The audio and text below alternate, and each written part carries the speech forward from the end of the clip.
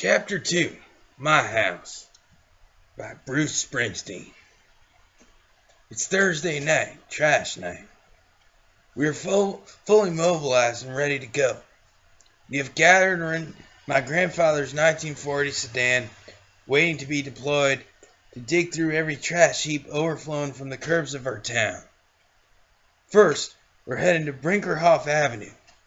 That's where the money is and the trash is finest. We have come for your radios, any radios, no matter the condition. We will scavenge them from your junk pile, throw them into the trunk, and bring them home to the shed, my grandfather's 6x6 foot unheated wooden cubicle in a tiny corner of our house. Here, winter and summer, magic occurs. Here, in a room filled with electrical wire and filament tubes, I will sit studiously at his side, while he wires, solders, and exchanges bad tubes for good. We wait together for the same moment, that instant when the whispering breath, the beautiful low static hum, and warm sundown glow of electricity will come surging back into the dead skeletons of radios we have pulled from extinction. Here at my grandfather's workbench, the resurrection is real. The vacuum silence will be drawn up and filled with the distinct crackling voices of Sunday preachers, blabbering pitchmen, big band music, early rock and roll, and serial dramas. It is the sound of the world outside straining to reach us, calling down into our little town and deeper into our hermetically sealed universe here at 87 Randolph Street. Once returned to the living, all items will be sold for $5 in the migrant camps that, come summer, will dot the farm fields on the edge of our borough. The radio man is coming. That's how my grandfather is known amongst the mostly southern black migrant population that returns by bus every season to harvest the crops of rural Monmouth County. Down the dirt farm roads to the shacks in the rear where Dust Bowl 30s conditions live on. My mother drives my stroke-addled grandpa to do his business amongst the blacks in their Mickey Mouse camps. I went once and was frightened out of my wits, surrounded in the dusk by hard-worn black faces. Race relations, never great in Freehold, will explode 10 years later into rioting and shootings. But for now, there's just a steady, uncomfortable quiet. I am simply the young protege, grandson of the radio man, here amongst his patrons where my family scrambles to make ends meet. We were pretty near poor, though I never thought about it. We were clothed, fed, and bedded.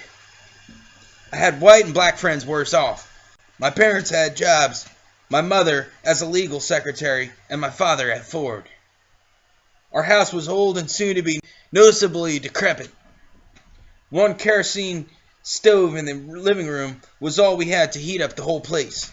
Upstairs, where my family slept, you woke on winter mornings with your breath visible. One of my earliest childhood memories is the smell of kerosene and my grandfather standing there filling the spout in the rear of the stove. All of our cooking was done on a coal stove in the kitchen. As a child, I'd shoot my water gun at its hot iron surface and watch the steam rise. We'd haul the ashes out the back door to the ash heap. Daily, I'd return from playing in that pile of dust, pale and gray coal ash. We had a small box refrigerator and one of the first televisions in town. In an earlier life, before I was born, my granddad had been the proprietor of Springsteen Brothers Electrical Shop. So when TV hit, it arrived at our house first. My mother told me neighbors from up and down the block would stop by to see the new miracle, to watch Milton Berle, Kate Smith, and Your Hit Parade. To see wrestlers like Bruno Sammartino face off against Haystacks Calhoun. By the time I was 6, I knew every word to the Kate Smith anthem, When the Moon Comes Over the Mountain. In this house, due to the order of birth and circumstance, I was Lord, King, and Messiah all rolled into one. Because I was the first grandchild, my grandmother latched on to me to replace my dead Aunt Virginia. Nothing was out of bounds. It was a terrible freedom for a young boy, and I embraced it with everything I had. I stayed up until 3 a.m. and slept until 3 p.m. at 5 and 6 years old. I watched TV until it went off, and I was left staring alone at the test pattern. Oh yeah, the test patterns. I ate what and when I wanted. My parents and I became distant relatives, and my mother, in her confusion and desire to keep the peace, ceded me to my grandmother's total dominion. A timid little tyrant, I soon felt like the rules were for the rest of the world, at least until my dad came home. He would lord sullenly over the kitchen, a monarch dethroned by his own firstborn son at his mother's insistence. Our ruin of a house and my own eccentricities and power at such a young age shamed and embarrassed me. I could see the rest of the world was running on a different clock, and I was teased for my habits pretty thoroughly by my neighborhood pals. I loved my entitlement, but I knew it wasn't right. When I became of school age and had to conform to a time schedule, it sent me into an inner rage that lasted most of my school years. My mother knew we were all way overdue for a reckoning and, to her credit, tried to reclaim me. She moved us out of my grandmother's house to a small, half-shotgun-style house at 39th and a half Institute Street. No hot water, 4 tiny rooms, 4 blocks away from my grandparents. There she tried to set some normal boundaries. It was too late.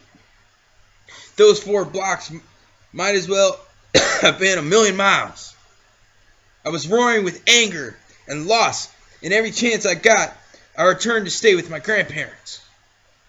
It was my true home, and they felt like my real parents. I could and would not leave. The house by now was functional only in one room, the living room. The rest of the house, abandoned and draped off, was falling down, with one wintry and wind-blown bathroom, the only place to relieve yourself, and no functioning bath. My grandparents fell into a state of poor hygiene and care that would shock and repel me now. I remember my grandmother's soiled undergarments, just washed, hanging on the backyard line, frightening and embarrassing me.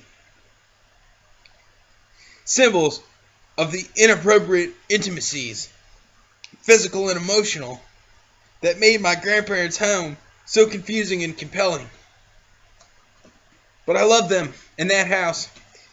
My grandma slept on a worn spring couch with me tucked in at her side, while my grandfather had a small cot across the room. That was it. This was what it had come to. My childhood limitless. This was where I needed to be to feel at home, safe, and loved. The grinding hypnotic power of this ruined place and these people would never leave me. I visit it in my dreams today, returning over and over, wanting to go back. It was a place where I felt an ultimate security, full license, and a horrible, unforgettable, boundaryless love. It ruined me, and it made me. Ruined in that for the rest of my life I would struggle to create boundaries for myself that would allow me a life of some normalcy in my relationships. It made me in the sense that it would set me off on a lifelong pursuit of a singular place of my own, giving me a raw hunger that drove me hell-bent in my music. It was a desperate, lifelong effort to rebuild, on embers of memory and longing, my temple of safety. For my grandmother's love, I abandoned my parents, my sister, and much of the world itself. Then that world came crashing in. My grandparents became ill. The whole family moved in together again, kind of like Charlie Bucket in Willy Wonka and the Chocolate Factory, to another half house at 68 South Street. Soon, my younger sister Pam would be born. My grandfather would be dead, and my grandmother would be filled with cancer. My house, my backyard, my tree, my dirt, my earth, my sanctuary would be condemned, and the land sold to be made into a parking lot for St. Rose of Lima Catholic Church. You could say they paved paradise, put up a parking lot. Well, Joni Mitchell said that, and this is just my hometown. This has been Chapter 2, My House, by Bruce Springsteen. And finally, I'd like to talk about, well, that's about it.